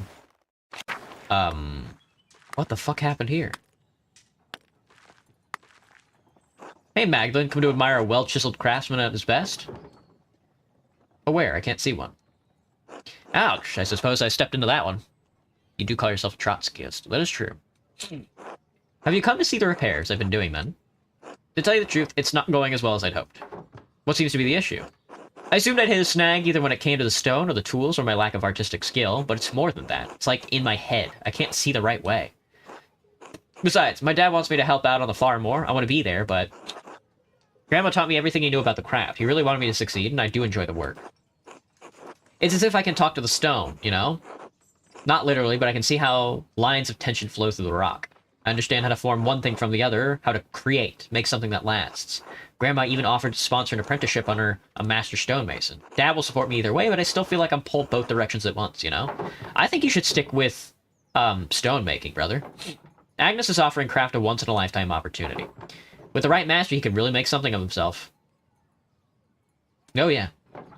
He should go. His family will be alright without him, right? Support your family and it makes you happy, it's the right choice. Figure out the answer yourself, I can't help you with this. It's important to follow the guidance and needs of your elders. You can't live by the rules and demands of others. But isn't that what we all do every single day? We live under the rules of God. We live under the demands of our Lord. We live under the wants of our parents. We're never free, but always tied to someone or something. We can always bend and break the rules here and there. As you're doing with the mural, Magdalene. Maybe that is the way to bring change, to move forward. Christ, this is hard. I don't know what to do. I think you should take the apprenticeship. It's better than staying at Tassing, right? Oh, that sucks. Oh, I would have loved for him to take the stonemason apprenticeship. I don't know, I like it here, and I have enough experience from Grandpa to keep going. Besides, if I'm gone, there will be no one to look after the town's stone. The church's foundation is in serious condition. Who's to say there won't be another flood come spring? Nah, I think I should stay. I'll have to tell Grandma I've made up my mind soon. Thanks for listening to me, Magdalene. No problem. Get back to work. I'm still reinforcing the walls of the church. To be honest, I'd like to reuse the stones from the ruins of the abbey, but Father Thomas forbids it, says it's unseemly. It's just quality stone going to waste. I don't get it. A burnt ruin of the abbey is still a religious site. He's being meek, as he always is. I don't understand Father Thomas sometimes. Alright, stay well. Until later, Magdalene. Until later, Craft. Aw, that sucks. Oh, Agnes. Good morning, Magdalene. Sleeping in the kitchen. I'm also being repeatedly killed by Bill, left for dead. That makes sense. Apollo? Screw off, Magdalene. He hates my ass, man. He hates the fact that I exist. To the wrath house. That's 2 down. I think that's 1 down. I think we're... Oh, maybe not. The first one's going to be about sacrifice. This is going to be an unholy ceremony of paintings, dude. Hello, Nazia. Ciao, Magdalene. Hello, Nazia. How are you? Ah, I'm well. The winter's approaching quickly, no? What is it you say here? Perkta pinching at your nose? Ah, that is the saying. You caught on to our customs quickly. Yes, Baltus is a good teacher. He's explained many of your fancy, funny Bavarian sayings to me. I must admit they're rather charming, even if the language is a bit rough on the tongue. Will you be staying in Tassing long enough to learn more of our funny sayings? I should return to Genoa soon, but Baltus and I still have some business to conduct. It's taken longer than I anticipated to complete. His accounts are complex. I may be forced to remain a few more weeks. Dio, who knows? Are you sure the bookkeeping is correct? You've already been in Tassing for so long. Oh, yes, the numbers are perfectly correct. Baltus has many large accounts to manage, and many interests across the continent. I only wish to return to Genoa before my heavy snowfall, otherwise my journey will take twice as long. I'll let you get back to work, then. Grazie, Magdalene. Until later. A Genoan money man. Hello, Baltus. Do you have a moment? Only one, I'm afraid. What can I do for you? I came across a book about the history of tassing, and I was hoping you could help me read it. Oh, no, not today. I'm far too busy for that at the moment. As you and I are hands full preparing for the Christmas ale, you see. Ah, of course. Sorry to bother you. Not at all. Apologies, I couldn't be of more help. What a mess. If Baltus gets anything done. Damn, I was hoping he would read the book. We're not going to find anybody to read this book, man. He does have the Christmas ale all set up. You know who isn't busy? Stoles. You know who's never busy? Fucking Stoles.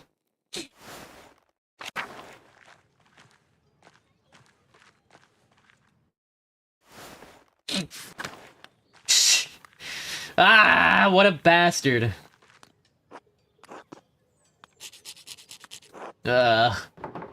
Warner? Hey, you'll freeze if you stay out here. Huh. I don't have the strength to carry him home. I have to tell somebody. Maybe Baltus? They're still on friendly terms? Mazio could help? Or Big Jorg? He's strong, he can do it. Ah, what a mess. I'll get Jorg to do it. Baltus and Nazio are busy. Hey, Gret.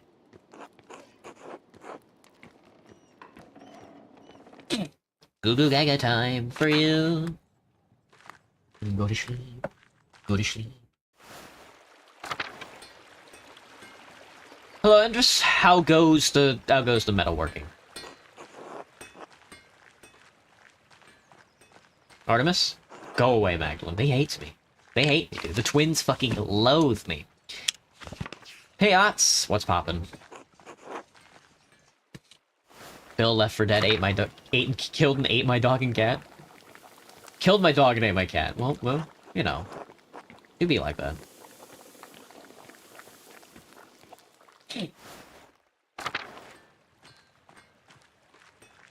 Go, Magdalene, go.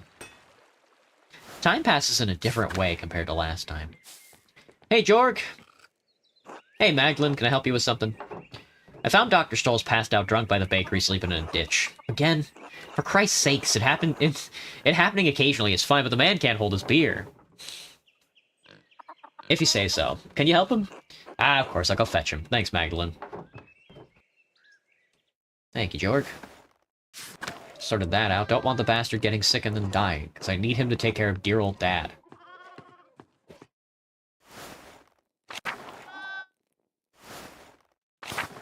I need him to take care of dear old Dad.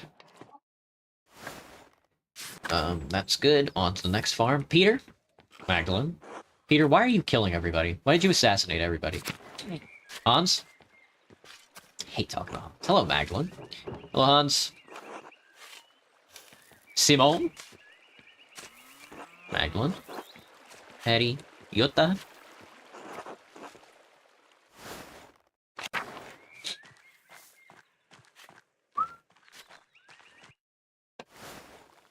Oh, hello, Vyacheslav. He's making baskets. Dude, he's putting in fucking work. Every time I see him, this guy's busting ass.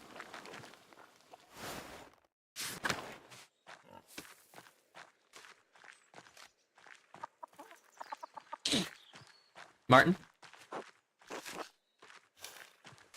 Oh, Brigida. The Martin Bauer House.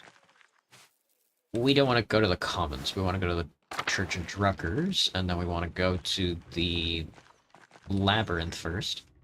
See if Thomas can... Let's see if Father Thomas can be convinced to read this fucking book. God bless you, Magdalene. And God bless you, Father Thomas. Do you have a moment? Of course, what can I help you with? I want to ask you about tassing saints. I'd like to represent them in the Rathaus. I'm thrilled to hear it. The saints will make a wonderful centerpiece for the murals. Let's make a deal. I'll listen rapturously as you tell me about the saints, and you don't press me about putting them in the mural. Very well. Well, you know, there is one saint you're overlooking. Contemplate this. Why, the Blessed Virgin, of course, Mary! Many people forget that Mary is the greatest saint, and she visited one of the peasants here in Tassing centuries ago. What, really?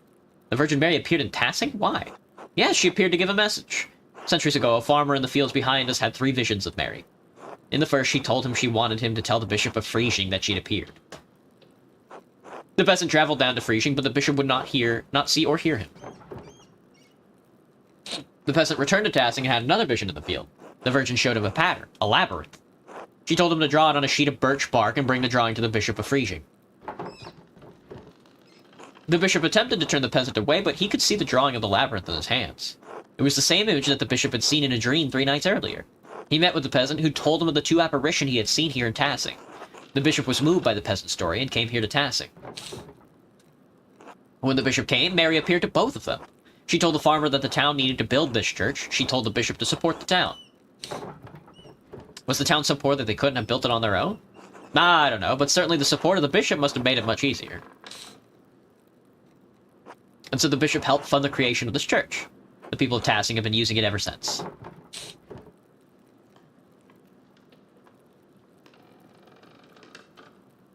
When was the painting made? I'm not sure. Maybe 100 years ago, maybe 300. Of course, I couldn't tell you the artist, unfortunately. But it's been here so long, it's been here as long as anybody can remember. Thank you for the story, Father Thomas. You're most welcome, Magdalene. God bless you and your work, Magdalene. God bless you, Father Thomas. Our Lady of the Labyrinthine. The Labyrinthine. Alright, that's good. On to the mill. We still need to go into the forest. And of course, the Abbey. The Abbey's the last stop, though. Hello, Ursula. God bless you, Magdalene. Need something. Maybe I'm looking for the history of Tassing. I think some families have remembered more than others. Can you recall anything? No, I don't think those stories would be much of use to you anyway. It's all folktales and pagan nonsense. No place for those things in good Christian household. Oh, alright. Is that really what you think? It doesn't matter. It's too late now to do anything about it, right? True enough? I'm sorry, Magdalene. Like you said, it's too late to do anything about it now. Well, thanks anyway. I'll see you later. Until then. Ursula, please, girl. Why would you do all that? Why do all that, girl?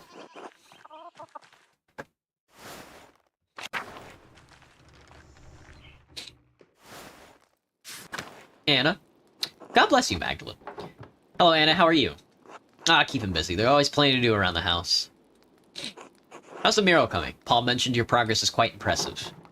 I'll have to thank him. That's high praise from a councilman. Truth be told, he enjoys following your progress. I'll have to bring Andreas and Ulrich by sometime to see your progress. We won't get in your way, of course. I'm sure they'd love to learn about the process. You're all more than welcome, but watch your step. There's plaster everywhere. I've just mixed a new batch to keep the wall moist. It's hard to maintain the right texture when it's so cold out. I can imagine. I've had similar problem when I helped my mother in the bakery. Rolling dough in winter was such trouble. We had to throw out so many batches that wouldn't rise. Your discipline is admirable, Magdalene. You know, I was a real rascal back in the day. Skipped on working with my parents more times than I can count. So hardworking, Anna. I can't imagine you being a troublemaker. It is funny to consider, isn't it? I was a thief and a scoundrel. I started with cakes from my mother's table, still hot from the oven. Soon it was silverware, mugs, trinkets I found around town. Of course, stealing is against the Lord's commandments. So my father would make me return everything I hadn't eaten it already and march me back to church to pray. Father Thomas grew accustomed to seeing me more often than a Sunday mornings. What changed? I grew out of the habit over time. I think I started to see why my parents had such a devotion to the Lord. Stealing was my way of acting out. But when trouble started in town, I realized that thieving wasn't doing any good. Decided I'd rather honor my father and mother as God commands. Gives me grace with Andreas and Ulrich on the hard days, and with the rest of town, too. I think Ulrich would be proud. Thank you, Magdalene. That means more than you know. Well, I won't keep you any longer. I'm sure you have plenty of mural work to do. I'll see you later, Anna. God bless you, Magdalene. Can I just draw a picture of Ulrich? That'd be hilarious. Hello, Elsa? Magdalene, dear, what brings you up the hill? Dad suggested I ask about your family for the mural. He said your sister used to tell him about the family history. Your family name was Cavazel, wasn't it? Oh. Not a soul in town has asked me about my family in years. I was beginning to think my neighbors had forgotten us. I'm not surprised your father remembers the Cavazels. He was sweet on my sister before he met your mother. I'm the last that's left of us now. Is it a local name? I should think so. My grandfather told me the Cavazels have lived in Tassing for hundreds of years. Perhaps even 1,000, though it seems almost impossible to imagine a time so long ago. The Cavazels were pagans. Yes, the original Bavarian people, here even before the Romans. My grandfather said his grandfather told him the Cavazels resettled the town after the Romans left, built their new home right on the spot where they had been living when the Romans arrived. This remarkable story reminds me of the Percival's quest for the Grail. What a blessing St. Moritz brought your family to God. It's because of St. Moritz that I will see my family again in heaven. When I think of the ancient Cavazels driven from their land only to find it again become Christians, they feel nearer to me. You understand? I think so. It's like my dad tells me stories about courting my mom. I don't remember her face, but when he tells me about her smile, I can almost recall it. It doesn't matter whether you really remember. When I sing my sister's favorite songs to Ulrich, I may not know all the words anymore, but it's alright.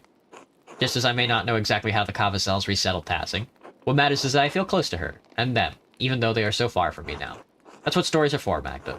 Now go on, you've got a mural to complete. God bless you, Else. God bless you, Magdalene, dear. Alright. A Christian Tassing? Not this time.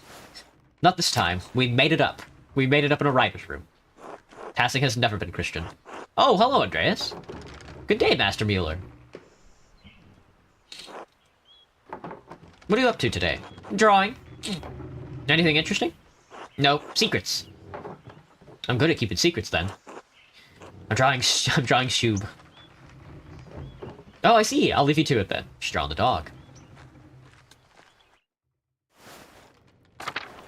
What are you two dorks up to? Carl? But it's still so beautiful here, Martha. One more moment. Alright, take your time.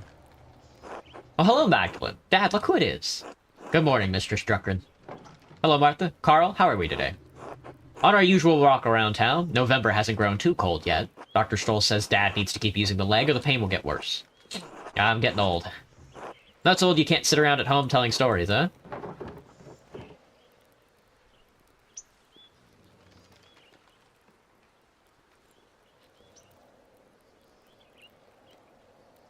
You're about the same age as my dad, aren't you? Nah, Klaus always been too stubborn to grow old. Shame what happened to him. As if you're not stubborn, too. No arguments from me there. Peter survives through sheer stubbornness. Given that the alternative is Werner, I'm glad to have something. Can't even find his ass with both hands. Dad. What? Anton would have been a better doctor than him. Ah, Anton, my poor boy. All right, Dad. I'm sorry, Carl. Not your fault, Magdalene. Just a babe, then. I can't. It's my fault that he died. Not, Dad. You know it's not. He shouldn't have been with me that night. He shouldn't have... I was a fool. Let him continue.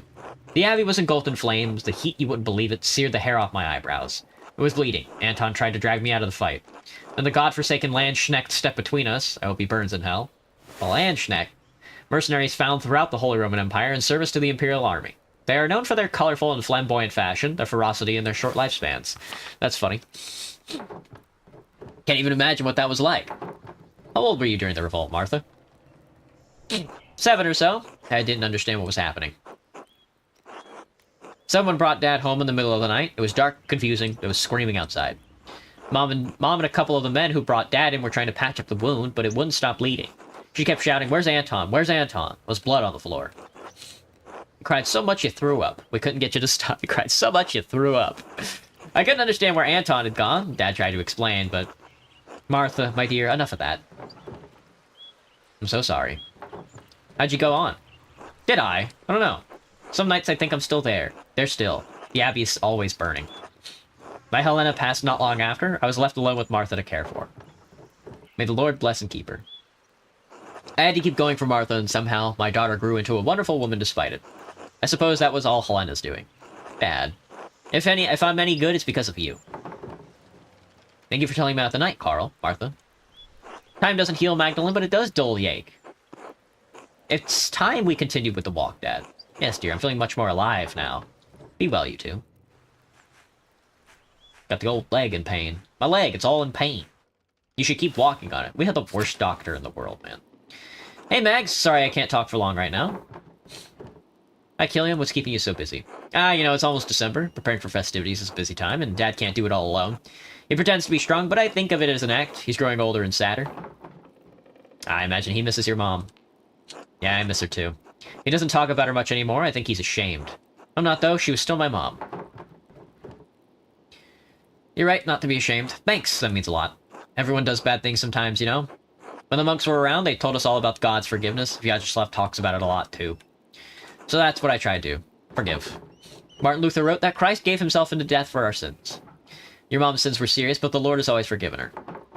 Maybe everyone else should, too. I think so, too. Thanks, Magdalene. You got a kind heart, Killian. Maybe I just do what I think is right. How's your mural coming along? One step at a time, learning about the history of Tassing is a challenge. At least you can read well enough to learn about more about the history. I'm still struggling a bit. Just keep learning, Killian. I will. Oh, I'm sorry, Magdalene. I really have to get back to work. Be well. Yeah, Killian's cool. Killian is a progressive for the day, I think. I think I would call him a petit bourgeois. Hello, Magdalene. What brings you to my humble inn? I'm on my way to the Abbey.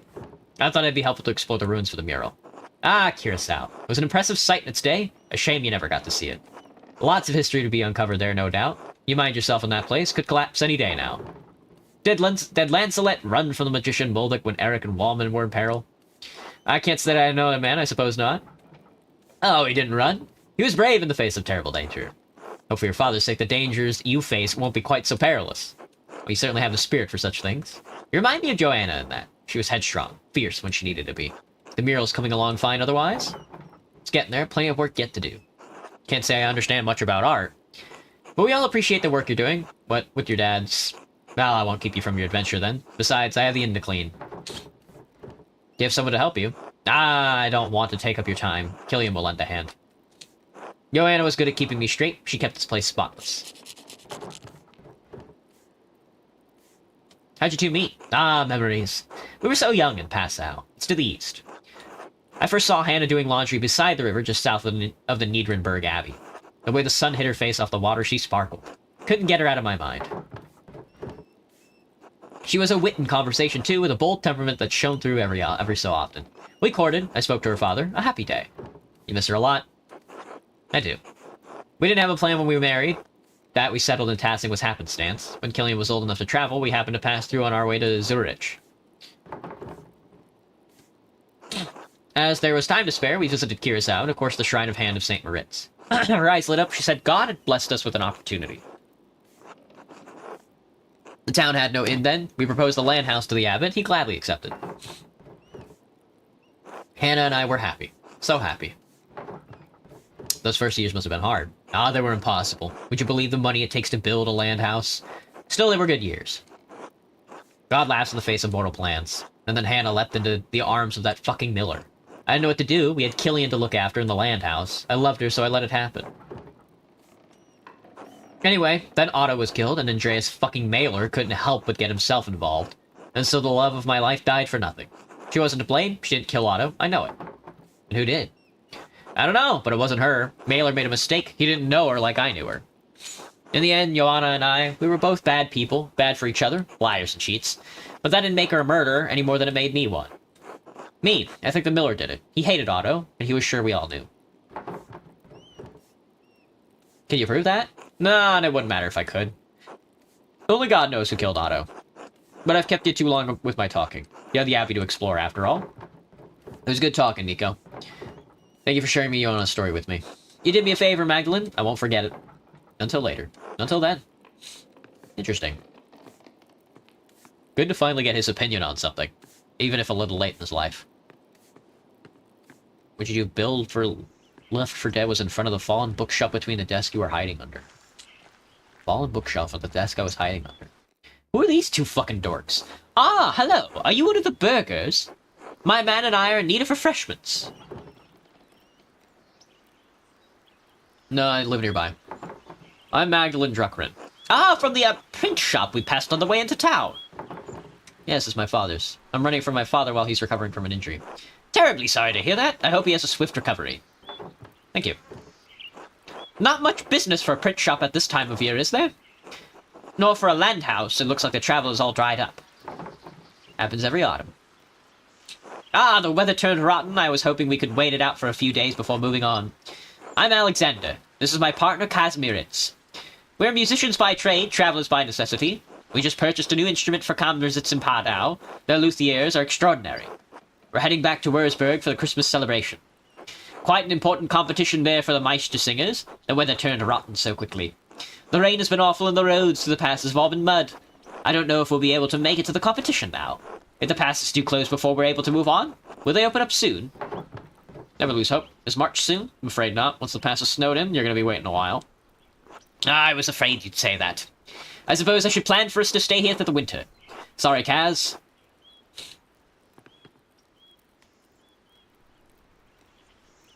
It's alright. He doesn't speak, you see. I do the talking for both of us. He can write on his tablet for them when the need arises. Do the people here like music? Yes, of course. Excellent. Then we will endeavor to entertain you and your neighbors with our songs. I look forward to hearing it. Thank you. Until then. Well, Kaz?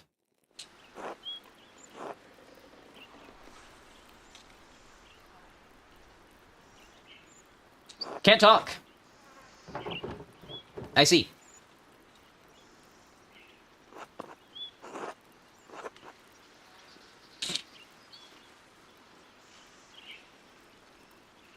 I'm Kazmaritz, musician with Alexander.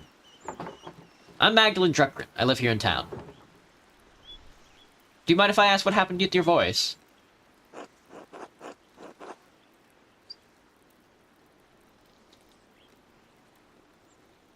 Rather not. Alright, I won't take up any more of your time. What are you two doing in Tassing? No, I want to keep talking to him.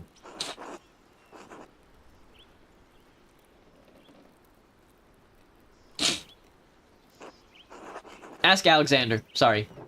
Alright, I won't take up any more of your time.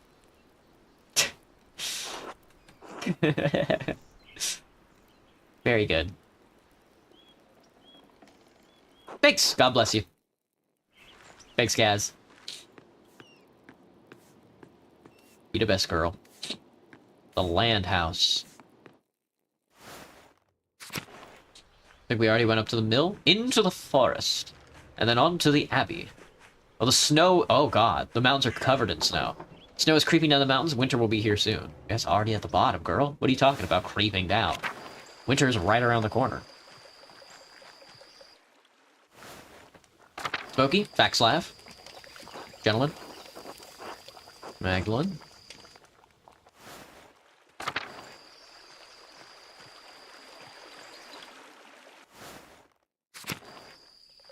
The Shrine of Saint Satia.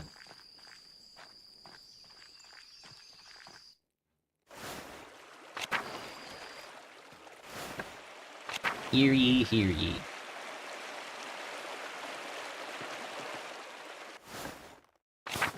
Let us endeavor not to go back to the mine shaft.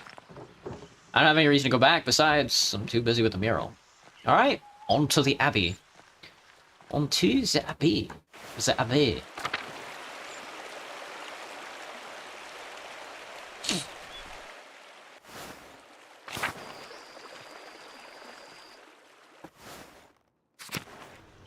Le Shrine of Saint Moritz.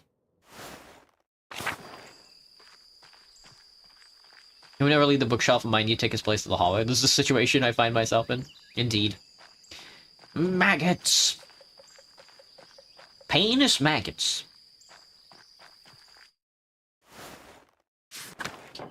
I should talk to Sister Gertrude since she was a Benedictine nun at Curacao before the poor Clares arrived. She'd be able to tell me all about the convent's history from the mural. The Shrine of Saint Satia. The Shrine of Saint Moritz. The hand of Saint Moritz, the poor Clares take good care of it now that the Benedictines are gone. Indeed.